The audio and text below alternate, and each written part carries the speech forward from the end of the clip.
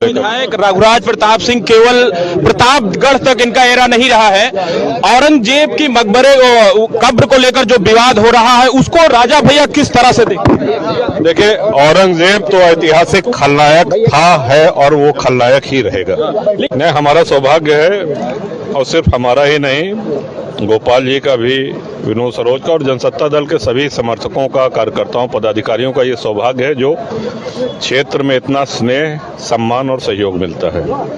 और उतना ही बड़ा दायित्व भी हो जाता है ताकि इस स्नेह सम्मान में कभी कोई कमी न होने पावे।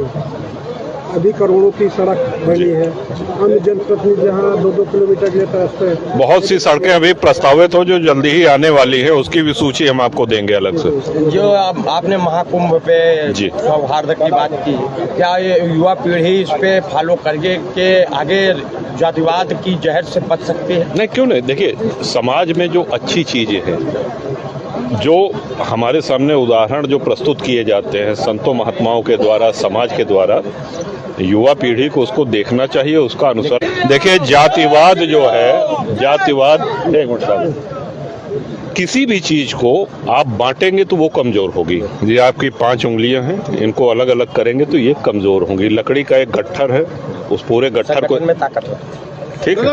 और हमारे धर्म में कभी भी जातिवाद के लिए कोई स्थान नहीं है और कुंभ इसका प्रत्यक्ष और सबसे बड़ा उदाहरण है, ये हमने कहा जी। हाँ, कुंभ के बाद राजा भैया एक धर्मपरायण नेता के रूप में आपकी छवि उभर कर सामने आई है, आप कैसा महसूस?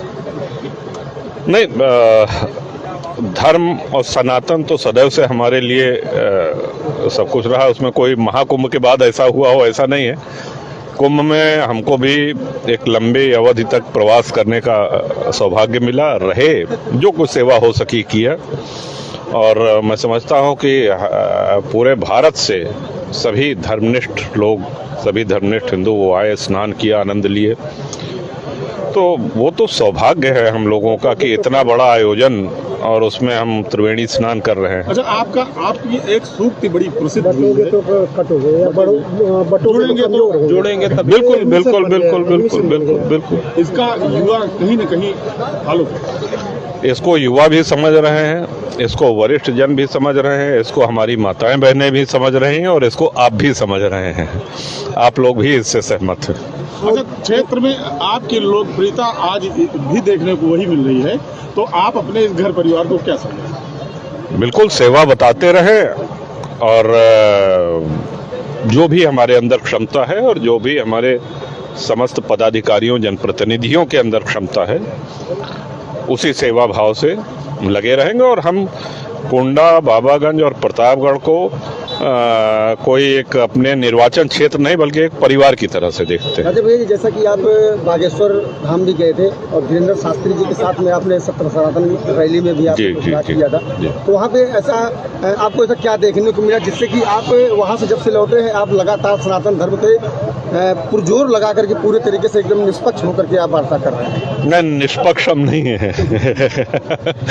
देखिए, ऐसा है कि वहाँ बागेश्वर सरकार की यात्रा के पहले भी विचार वही थे, वो प्रकट होते रहते थे। आपके संज्ञान में उसके बाद आए हो, ये एक अलग विषय हो सकता है। और जहाँ तक बागेश्वर धाम सरकार की बात है, बहुत कम आयु में उन्होंने ईश्वर की कृपा से सिद्धि प्राप्त करी है। उनके मुद्दे, उनके जो विषय हैं जो वो उठा रहे हैं, वो धर्म हित में है, राष्ट्र हित में है, सनातन हित में है।